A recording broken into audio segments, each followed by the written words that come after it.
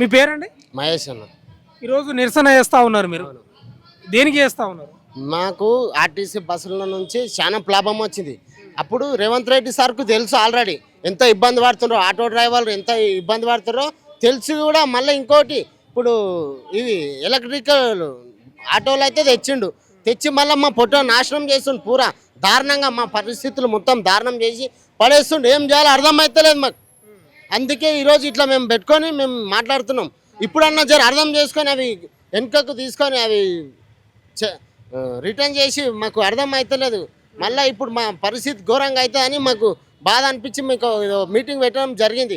ఇప్పుడన్నా అర్థం చేసుకుంటామేమో అనిపిస్తుంది మాకు. అంటే ఇప్పుడు ఇప్పుడు ఇది కొత్త సమస్యనా మళ్ళీ మీకు? ఇది కొత్త సమస్య. ఇప్పుడు కొత్త సమస్య ఉన్నందుకే ఇంత బాధ మాకు. మేము వచ్చి ఇవన్నీ వీడియోలు మేము ఎందుకు చేస్తున్నాం? ఇప్పుడన్నా చూసి కరుణించ అనుకుంటున్నాం. మాకు ఏమో అర్థం అవుతలేదు. చూడు, ప్రభుత్వం ఒక సేవ చేయాలి కానీ అసలు మాకు పుట్టగొట్టుడైంది మా ప్రభుత్వము. ప్రభుత్వం ఇప్పుడు ప్రభుత్వం అంటే ఒక జనాలకు చేసేటి ఉంటుంది. అసలు మీరు మా పుట్టగొట్టడం అర్థమవుతలేదు. అంత బాధలు ఉన్నాం మేము. ఇప్పుడు ఫ్రీ బస్ వల్ల మీకు బాగా ఇబ్బంది అయింది అనేది మీరే చెప్తా ఉన్నారు. మా మా పొట్ట కొట్టిండ్రు అనేది. మళ్ళీ ఇప్పుడు ఎలక్ట్రిక్ ఆటోలు తేవడం ఎందుకు? ఉద్దేశం ఏంది? ఇప్పుడు బస్సులోకి వెళ్ళి దిగంగానే ఆ ఎలక్ట్రికల్ మన ఆర్టీవీ ఇప్పుడు గవర్నమెంట్ మేము ఎట్లా బతకాలి మరి? మాకు చూపి మరి ఏమిదో మరి. మనం ఆటోలు తెచ్చుకొని లక్షలు పెట్టి ఫైనాన్సులు కట్టుకొని ఏం అర్థం కాక మాకు పిచ్చి లేస్తుంది. రూమ్ రెంట్లు ఇవి అవి సరిపోతలేవు. నెలకు 50,000 అవుతున్నాయి రెంట్లు, ఆటో, పిల్లల ఫీజు, రూమ్ కిరాయి అంది. మాకు సంపాదించే నెలకు 20,000 సంపాదిస్తలేము. మళ్ళీ ఉల్టా కమ్మలు పెట్టు అదే పెట్టు ఫైనాన్స్ డ్యూలు ఉన్న అదేదో ఖాళీలు మొక్కి మేము అది చేసుకుంటున్నాం. గీంత అర్థమవుతలేదు ప్రభుత్వాలకు. ఇప్పుడు నువ్వు ఎన్ని ఏళ్ళ నుంచి నడుపుతున్నావు ఆటో? నేను 5 ఏళ్ళ సిటీలో నడుపుతున్నా. ఫ్రీ బస్సు లేకముందు నువ్వు ఎంత సంపాదించటోనివి? అప్పుడు దగ్గర 1,500 అట్లా వస్తుండే. ఇప్పుడు 700 బి వస్తలేవు. సగంలో సగం వస్తలేవు. మళ్ళీ గ్యాస్ రేట్లు పెరిగినాయి. గ్యాస్ రేట్లు పెంచారు. అప్పుడు మేము 1500 చేసినప్పుడు గ్యాస్ రేట్లు ఎంత ఉండే? 80 రూపాయలు ఉండే. ఇప్పుడేమో 120 రూపాయలు అయింది. కిలో కాడ 40 రూపాయలు పెరిగిపోయింది. ఏం చేయాలి? రేట్ కార్డు పెరుగుతలేదు. ఉల్టా మన గ్యాస్ రేట్లు పెంచేసారు. ఇంకేడా లాభం వస్తుంది మాకు? ఇంకా సర్వనాశనం చేసేసారు మొత్తం. మీకు ఎంతమంది అన్న పిల్లలు? మాకు పిల్లలు 2 అన్న. గవర్నమెంట్ స్కూల్ చదివిస్తున్నావు, ప్రైవేట్? ప్రైవేట్లో చదవనికి వస్తా. మాకు ఈ ఇల్లు రెంటు గవి కట్టు ఇంకా ప్రైవేట్లో చదివేంత మాకు స్టేజ్ ఉన్నది. మాకు గవర్నమెంట్లోనే పిల్లలకు అదే బుక్కులు గిక్కులు ఇంకా గవర్నమెంట్లో వస్తాయి కాబట్టి జర ఫుడ్ కరెక్ట్ ఏమో అది. కానీ ముఖ్యమంత్రి చెప్తున్నాడు కదా గవర్నమెంట్ స్కూల్లో చదివి నేను సీఎం అయినా అని చెప్తున్నాడు కదా. సీఎం అయిన ఏం సీఎం అయినట్లనే ఉన్నది. ఇంకేమున్నది ఇక్కడ? మాకు పొట్టలు కొడుతున్నావు. మరి ఒక పేదోని లేక నువ్వు చదివినావు కాబట్టి మరి ఎట్లా నీకు పరిస్థితి ఎట్లుండే మీకు తెలియదా? నువ్వు గవర్నమెంట్ స్కూల్లో చదివినా అని చెప్తున్నావు. ఎట్లా చదివినావు? కడుపు పెట్టుకొని ఇప్పుడు ఉంటుంది కదా. మాకు ఇంత బాధలు ఉన్నాం మేము. ఒక చిన్న మిడిల్ క్లాస్ బతుకు మాది. మాతోనే అయితే లేదు కట్టుడు. ఇవన్నీ నెలకు 40,000 కట్టుడు ఉన్నది. ఏడా అవుతున్నది మాకు? 40,000 ఖర్చు వస్తుంది. ఆటో రెంటు, రూమ్ రెంట్ చూస్తే 10,000. ఏడా చూడు 10,000 ఉన్నది. కరెంట్ బిల్లు అవి ఇవి తిండి రూము అంతా అన్ని నెలకు 40,000 ఖర్చున్నది. మాకు 20,000 సంపాదిస్తలేము. ఉల్టా మాకు అవి ఇవి వేసరికల కమ్మలో గిమ్మలో కుదవబెట్టి అవి మేము అట్లనే జీవనం సాధిస్తున్నాం. 12,000 వస్తలేవా మీకు? ఏదో హామీ ఇచ్చారు కదా. 12,000 కాదు, ₹1 రాలేదు మాకు ఇంతవరకు. 12,000 అని మాటలు చెప్పిండు మాకు. అంతే మాటలు చెప్పి ద్రోహం చేసేసిండు మాకు మొత్తం. మీ డిమాండ్ ఏంది మరి? డిమాండ్ ఏంది? ఇప్పుడు రేట్ కార్డు మాకు వస్తలేదు, అది బి వస్తలేదు. మళ్ళీ ఉల్టా మా పొట్టగొట్టి చూస్తున్నావు తప్ప మాకు ఒక మంచి చేద్దామని నీకు ప్రభుత్వం మంచి చేయాలి కానీ మాకు ఇంకా పొట్టగొట్టేది చూస్తూనే ఉన్నావు. నువ్వు ఆల్రెడీ అప్పుడు బస్సులు ఫ్రీ పెట్టి ఎంత ఇబ్బంది పడ్డారో మళ్ళీ అసొంటిది మళ్ళీ ఇంకా జర ఇబ్బంది పెట్టడానికే చేస్తుండు మాకు రేవంత్ రెడ్డి సార్. ఎందుకు ఇట్లా చేస్తుండొచ్చు? అదే మాకు మస్తు బాధ ఉంది. అదే అర్థం కాక ఈ పిచ్చి లేచి ఇది ఒక చేస్తున్నాం. ఇప్పుడన్నా అర్థం చేసుకొని మాకు జర. ఇప్పుడు మీకు ఫ్రీ బస్ వల్ల తీవ్ర నష్టం జరిగింది. ఇప్పుడు కొత్తగా ఎలక్ట్రిక్ ఆటోలు ఆర్టీసీ తెస్తే దానివల్ల కూడా చాలా ఇబ్బందినా? ఇబ్బంది మరి. ఇప్పుడు ఇంతనో అంతనో బస్సు దిగి మా దాంట్లో బుక్ చేసుకొని ఎక్కుతుర్రి. ఇప్పుడు అదే ఎలక్ట్రికల్ మాకు ఇంకేమో వస్తాయి ఆడ. ఇంకెవరు ఆపుతారు? ఇంకెవరు బుక్ చేసుకుంటారు? మరి ఇంకా గవర్నమెంట్ అవి చేసినప్పుడు మరి మేము ఎట్లా బతకాలి? మరి అది చేస్తున్నా నేను. ఎట్లా బాగాలేదంటావా పాలన?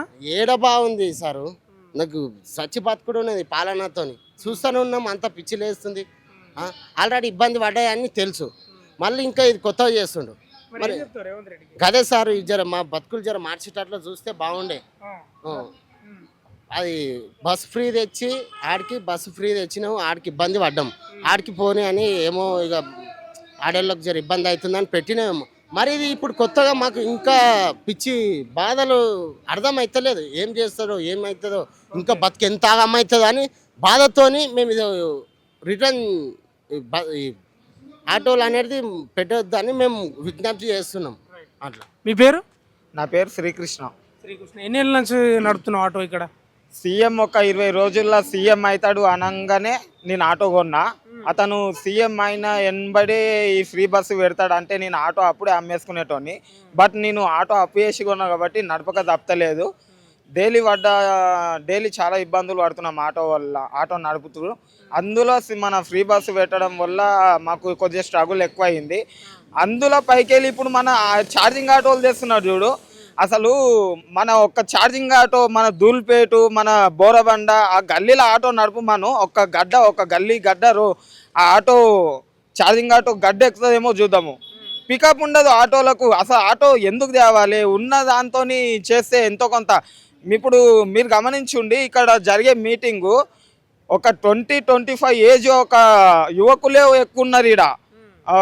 ఒక 30 క్రాసింగ్ 40 క్రాసింగ్ అంకుల్స్ కొందరు ఉన్నారు. ఒక 25-30 ఏజ్ యువకులే ఎక్కువ వచ్చి ఉన్నారు ఈడ. దానివల్ల మీరు గమనించాలి, వాళ్ళు చదువుకున్నారా చదువుకోలేరా, చదువుకొని ఆటో ఫీల్డ్కి వచ్చిండ్రా, ఆటో ఫీల్డ్కి ఎందుకు వచ్చిండ్రు, వాళ్ళకి ఏ హామీలు ఇచ్చిండ్రు? మీరు ఉద్యోగాలు ఇస్తా అన్నారు, ఉద్యోగాలు ఆటో పైసలు 12,000 ఇస్తా అన్నారు. అవి అన్నీ ఎక్కడ పోయినాయి మీరు ఇచ్చిన హామీలన్నీ?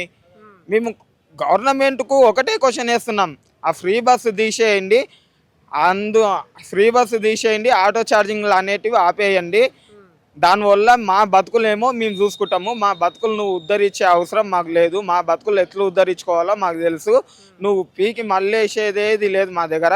మేము ఓట్లు వేసినాం కదా నీకు, కొన్ని రోజులు ఉండి ఓ నువ్వు అంతే. మా జీవితాలు గెలకకుండా ఉంటే బాగుంటుంది. మా వల్లనే మీరు గెలిచిండ్రు, మేమే గద్దె ఎక్కించినాం. గద్దె దిప్పనికి కూడా మాకు ఎంతో టైం పట్టదు. మా డిస్ట్రిక్ట్ నుండి గెలిచినావు, అదే నువ్వు ఇట్లా పథకాల మీద పథకాలు ఇచ్చి పోతుంటే డిస్ట్రిక్ట్ కాస్త హైదరాబాద్ వచ్చి నీ ఇంటి చుట్టూ ముట్టడిస్తే ఎట్లుంటుందో డిస్ట్రిక్ట్ వాళ్ళకు అర్థమైంది, అది మీకు అర్థమవుతుంది. బహుశా ఇప్పుడు ప్రాబ్లం ఏంటంటే అన్న, ఫ్రీ బస్సు పెట్టినావు, దానివల్ల మాకేం లేదు, లాభం లేదు. ఆటో ఛార్జింగ్ ఆటోలు తెచ్చినావు, దానివల్ల మొత్తం ఏం లేదు, ఊరేసుకొని రావడమే ఉంటుంది. మా ప్యూర్ పీపుల్ వాళ్ళే ఎక్కువ ఆటోలు నడుపుతున్నారు. ఇప్పుడు ఒక ఉద్యోగి జాబ్కి వెళ్ళాలన్నా ఒక ఆటోనే కావాలి. బస్సుకి వెళ్ళినా ఎంతో కొంత పైసలు కట్టే బస్సుకి వెళ్ళాలి. ఫ్రీ బస్సు వల్ల వెళ్తున్నాడు వస్తున్నాడు, అది కష్టాలను ఒకసారి బయటకు వచ్చి చూడు. ఒక ఉద్యోగి ఇంటికి వెళ్ళి అతను పొట్ట నింపుకుంటున్నాడు అంటే ఒక ఆటో వల్లనే. మన ఇండియా బార్డర్ పైన ఉన్న సైనికుడు, హైదరాబాదులో ఆటో నడిపే డ్రైవరు ఒక్కటే.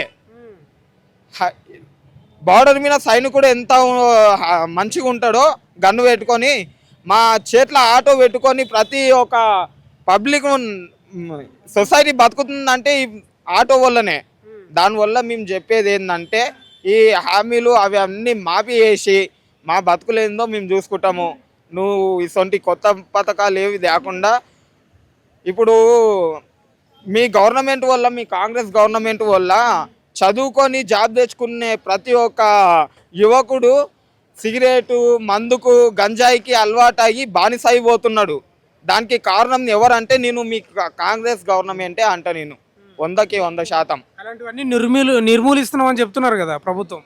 నిర్మూలిస్తున్నారు కానీ దొరికేతానే దొరుకుతున్నాయి. మీరు బయటనే చూస్తున్నారు, లోపలికి తొవ్వి చూస్తే అన్నీ బయట పడతాయి. అవి అన్నీ వదిలేసేయండి. మా ఆటో బాధలు ఉన్నాయి, మా ఆటో బాధలు చెప్పుకుంటున్నాము.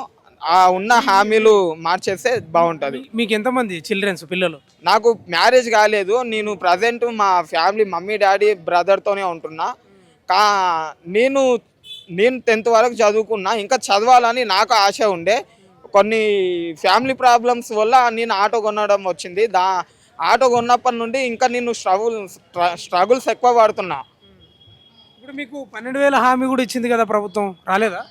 అన్న 12,000 హామీ ఇస్తే ఈ ఫ్రీ బస్సులు ఎందుకు ఇష్టం? అసలు ఫ్రీ బస్సు అనేదే తీయకూడదు. 12,000 హామీ అన్నారు కదా, పాయింట్ ఇది. మాకు ఇప్పటి వరకు అతను సీఎం అయి 3 ఏళ్ళు అవుతుంది. ఆ 3 ఏళ్ళ నుండి మాకు ఇప్పటికి వరకు 12,000 కాదు కదా, 12 పైసలు కూడా రాలేవు. ఆ సీఎం మాకు ఆఫర్ ఇచ్చింది కదా, అవే పైసలతో మేము సీఎంకి ఆఫర్ ఇస్తున్నాము. ఆ 12,000 ఉన్నాయి కదా, మాకు 3 ఏళ్ళ నుండి నెల 12,000 వస్తాయి కదా. ఆ పైసలు ఎన్ని ఉన్నాయో అన్ని పైసలు పెట్టి అక్కడిక్కడ కొద్దిగా రోడ్డు ప్యాచ్ వర్క్ ఉన్నాయి కదా, ఆ రోడ్డు పనులకు చేసుకోండి. మా పైసలు మేమే నీకు రిటర్న్ ఇస్తున్నాము. ఆ పైసలు పెట్టి అక్కడిక్కడ రోడ్లు ఒకసారి గల్లీలలో మన ఏది నానక్రమం కూడా మియాపూరు బాచుపల్లి ఇండస్ట్రియల్ ఏరియా ఇక్కడ సైడు వచ్చి ఒకసారి రోడ్డు మీద చూడండి. ఓఆర్ఆర్ చుట్టుముట్టల అందంగా ఉంటే కాదు, ఓఆర్ఆర్ లోపల కూడా అందంగా ఉండాలి. దానివల్ల నేను చెప్పేది ఏంటంటే 12,000 మాకు ఇస్తున్నావు కదా, 12,000 కలిపి మాకు ఎన్ని పైసలు వస్తాయో అన్ని పైసలు కలిపి రోడ్లు పనులు స్టార్ట్ చేయాలని మేము కోరుకుంటున్నాం.